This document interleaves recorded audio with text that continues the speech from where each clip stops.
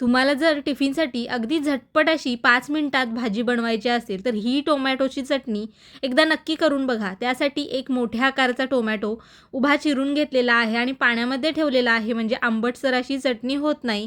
त्याचबरोबर एक मोठ्या आकाराचा कांदासुद्धा उभा चिरून घेतलेला आहे. कढईमध्ये तेल घेतलेलं आहे. तेल गरम झाल्यानंतर जिरं मोहरी घातलेली आहे.